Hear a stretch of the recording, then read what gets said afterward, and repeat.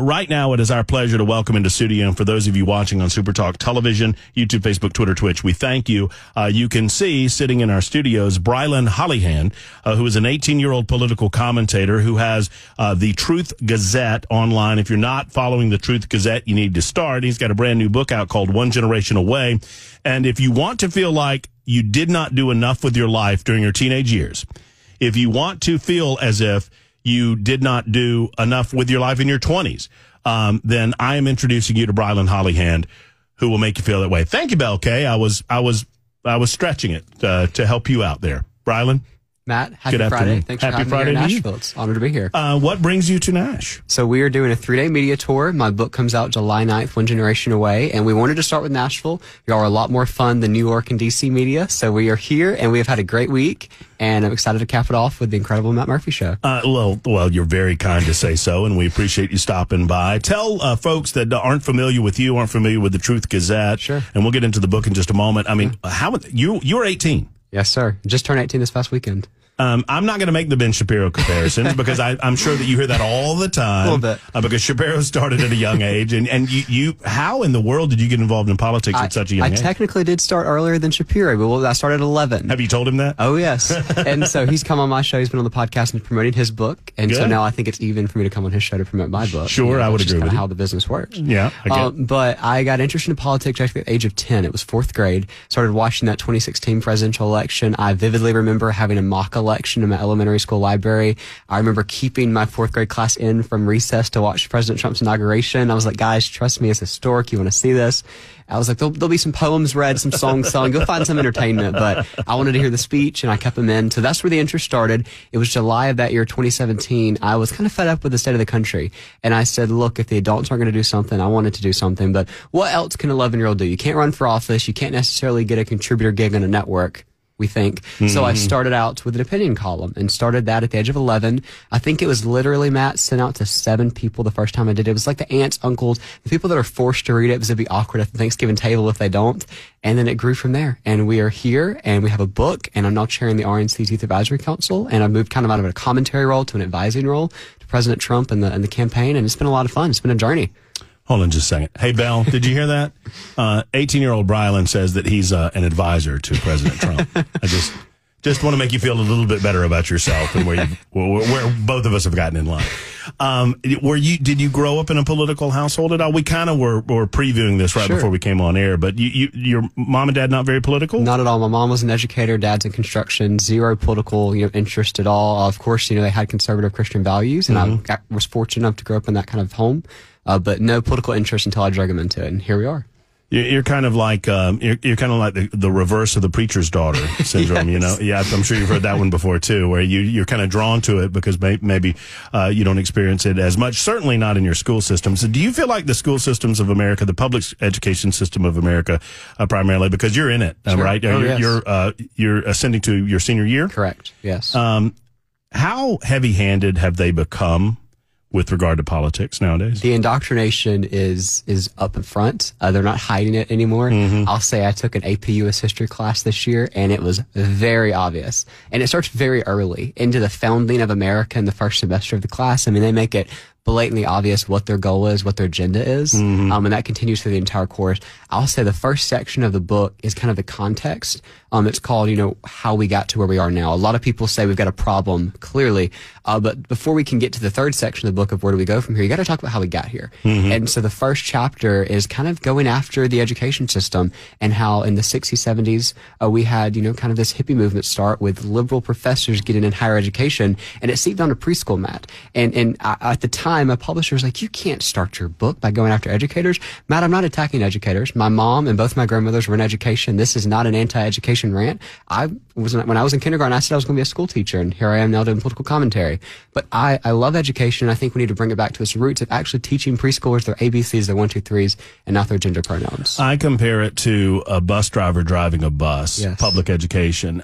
It is not the fault of the bus driver when the bus breaks down or if the mechanics of the bus aren't operating properly. And if the system itself within public education is inherently broken or rotten from the inside, no amount of good educators in the classroom are able to fix that. And most of the educators that I talk to obviously know that. Absolutely, yes. And it's up to the system. And the system's broken, Matt, and that's something we got to fix pretty fast. So how long did it take for the Truth Gazette? I mean, I imagine this thing took off. I mean, in part because you're quite unique in terms of presenting good, cogent arguments at your age. Well, thank you. Yeah, so we started July of 2017. It was about the next year that I first started doing national politics. I started literally interviewing local mayors, people running for, school board. It was very simple starting off. And those positions are very important. And I kind of wish some days that we could go back to talking about those positions. Yeah. Absolutely. Because COVID taught us how much those positions are important. So we started there. And it was actually Charlie Kirk and Candace Owens, Candace obviously being a friend here in Nashville. And it started with a conversation, and I said, hey guys, you're coming to Tuscaloosa for an event. You're very familiar with the Alabama GOP from your time here in my great state of Alabama. Yep. And we were at one of their dinners. They were the two headline speakers. You remember Terry Lathan very well. I do. Terry was the chairwoman at the time. And Terry said, if you can get them to come on your podcast, I'll let them join you before they come on stage. So I had this goal of trying to get Charlie Kirk and Candace Owens in a joint interview on my podcast, something that is about impossible today. How old were you at the time? 12. Just turned 12 a few weeks before that. Yes. And I guess they felt sorry for me. I emailed them a few times, and Candace said, well, come on, we'll do it. And they actually ran overtime in their interview. Terry came and pulled him from the room. But that's how it started. And Charlie and Candace both tweeted the interview, and it grew from there. This is the point that I tell you that I've tried to get Candace on my show, especially since the schism that occurred with Daily, and I can't get her to come on my show. So you're doing better than me, Brilynn. And she endorsed the book. Her name's on the very cover of the book. So. No, I see it. I absolutely love it. So I forgive you for your football fandom because of how right you are and everything else about your life. But you told me when you came in that you live in Tuscaloosa. I do. Yes. But can I talk about this? You can mention it. Can I mention that you mentioned to me, because I said, well, you've got to be considering colleges right now, and so where are you considering going to college? Matt, I'll say that I've made the decision to more than likely stay in the SEC. Mm-hmm. And the cool thing is I got to a college speaking tour this last semester, which means I get to see a lot of different campuses. Sure. And my thing with my team is anytime I go to a campus, I want to make sure I get a tour while I'm there. Right. Why not fly? I don't want to fly back out. I want to see it while we're there. Sure. And so got some tours. And as you know, Alabama politics also intercedes with Alabama football sometimes. That's right. And there's this very big rivalry you might have heard of in the great state of Alabama between Alabama football and Auburn football. Slightly familiar? Yeah, slightly. And I will say that Auburn has a great campus, and I've been down, and it's the most controversial thing you're going to say today. It really is. That a Tuscaloosa boy born and bred against mom and dad yeah. against their better judgment is strongly considering going to Auburn. I don't think I can go home now. I think they'll block me out of the county when I try to drive home today. Oh no, the Auburn fans out there, they absolutely love it. They love when they can steal one from Tuscaloosa, yes. and vice versa too. The Tuscaloosa folks love to steal one from Auburn. I'll say this. I'm a Georgia boy, so I'm a Georgia Bulldog when it comes to that. But one of the finest traditions in the SEC is the Rolling of Toomer's Corner. If you've never seen it, it is something fascinating to see. I mean, everybody's got their own traditions, but it's one of the special ones. Tell me about the book. Yeah, so One Generation Away. It's the subtitle is Why Now is the Time to Restore American Freedom. Matt, really, we should have called it Why Yesterday was the Time to Restore American Freedom, as we're kind of behind on the ball. But not to be a doomsday predictor here, but the book's really 7 years of conversations with the American people. It's 7 years of me traveling the country, whether it's young people, old people, Republican, Democrat, black, white, having conversations about where we are as a country. And I've talked to so many people, but more importantly, listen to more of them. And what I've heard time and time again is that our peers don't think that there's hope in a future of this great country. And this book is trying to restore that hope. I constantly tell people after college campus speeches, and they're like, oh, Brian, I don't have hope in America. I say, look, my hope is not in the D.C. bureaucrats, it's in Jesus Christ alone. And that's the message we try to share in this book. One Generation Away, that's Reagan, right? Yes. Reagan yes, it is. And the idea being that if we just allow ourselves to let freedom slip through our fingers, liberty slip through our fingers, then we will see it filter away as it's done in so many other countries around the globe. We manage to hang on to it. I consider, when I talk to folks on the radio, I think of one short-term existential threat and one long-term existential threat. And I want to ask you about this. The short-term existential threat right now is, I think, our border security. I agree. I think it is the greatest existential threat that we face because it could fundamentally transform if Democrats get their way. I mean, the goal in the short term is clearly to reapportion Congress in a way that suits them. Absolutely. And the long-term goal is to absorb these individuals and then demand citizenship, as Joe Biden is declaring, right? He wants to grant amnesty to those who married U.S. citizens, thereby conveying voting rights to them. I mean, they're saying the quiet part out loud, right, in the short term. Do you see it that way too? 100%. What I constantly hear from my peers that we have people coming up after speeches now saying, look, my parents voted for Biden in 2020. If they weren't old enough to vote, or now I voted for Biden in 2020, I can't do that again. Because of this border crisis. It's becoming that. The economy was what I heard for a while. People were upset with Bidenomics, all that. Now we're hearing border security because they don't want to grow up in an unsafe America. And I think a big pivotal moment, you obviously, a lot of ties to Georgia. I think Laken Riley's brutal murder was a huge, turning point for my generation. That showed that Georgia, a non-border state, had, this illegal come up, not be touched at all, came up the border and brutally murdered an innocent college student. That touched my generation of, if it can happen to her in a non-border state, it can happen to anybody in any of the 50 states. And the blood's on Biden's hands. That was very clear at the moment. He obviously, wouldn't even say her name for a while, didn't do anything about it. That really was huge for my generation. Well, and now you see it in Maryland, you see it in New Jersey, you see it all over the United States of America. It's been happening for a long time, but now those stories are taking on more prominence. The long-term threat, and this is a little more difficult, and I'm wondering if people of your generation are discussing it or if it's on the radar screen. I think the long-term existential threat is our debt and the blow to the federal government. Almost $35 trillion. It's unsustainable. It's the elephant in the room that nobody wants to talk about. And even Republicans, and I will say this too, and I'll throw it at you, Brilynn, and see how you respond. Even President Trump is guilty of it. Now, he will tell us that he's aware of it, and he has said in the past that in the second term, it was one of his priorities to tackle the overspending, and COVID kind of got him off the game as well. But $35 trillion in debt, got to repair it in some form or fashion. Matt, I'll say this, regardless of the letter behind your name, you should be more than just aware of the national debt crisis. This is something that's absolutely going to affect my generation. We're going to grow up in a world where we're, $36 trillion in debt. That's not an America I want to grow up in. That's horrible. That needs to be the top priority of everybody. Every member of Congress needs to have the little Thomas Massey clock where they walk around, where it has the ticking debt. I mean, we need to be taking Rand Paul's plan, absolutely, and passing that without even consideration. That should be bipartisan to get, that passed.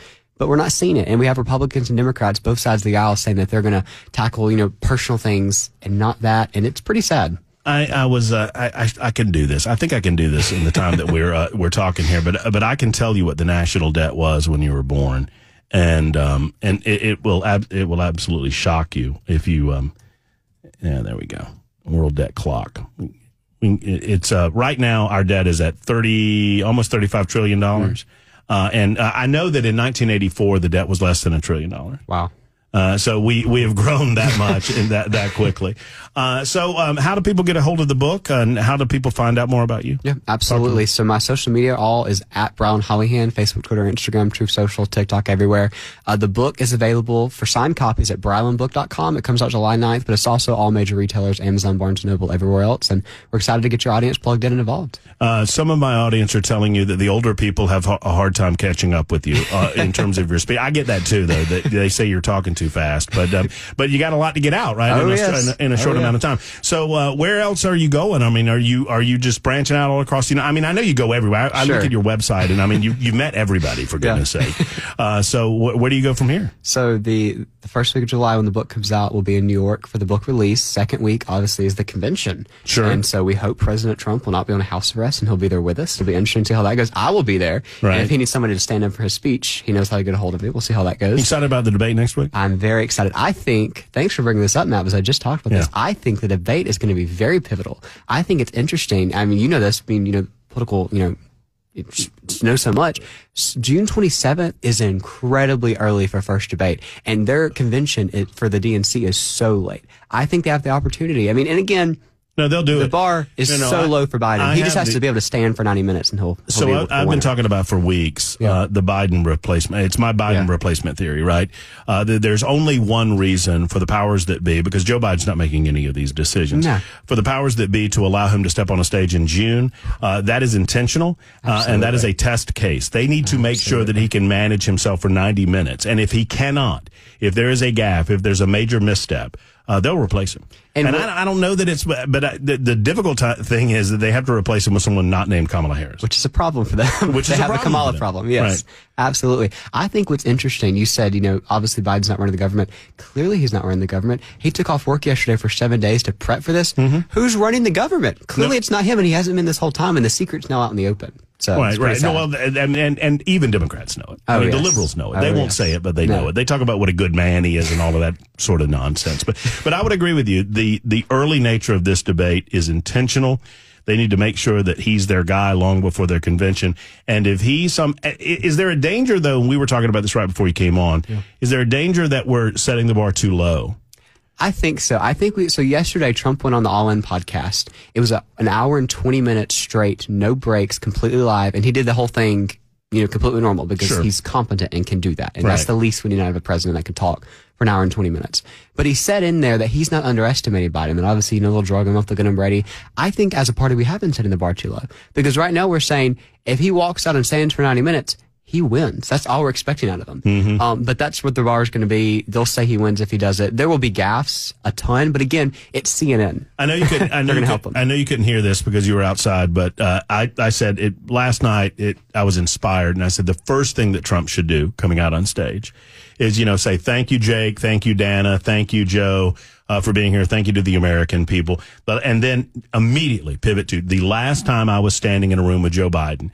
He lied to every American by telling us that the Hunter Biden laptop was not real, that it was Russian disinformation. And in doing so, he destroyed the connection between himself, his brother, his son, Chinese interest, Ukrainian interest. And I call on him let's clear the air. Yeah. Let's start on a nice level footing and let Joe Biden apologize for lying to the American people. So I'm going to give him the rest of my time for him to apologize to the American people from the jump and watch as Jake Tapper, because what you're going to do, Joe will never comment on it. They will jump in, but you establish at very least that it's a 3-on-1 debate for all of the American people. They are aware of what Trump is dealing with at that point moving forward. Absolutely. I might have to send a little email to HQ after this and pitch. Come on, baby. I think it's great. Well, you got the inside track, so you can do that. Brilynn, great to meet you. Good luck on the book tour.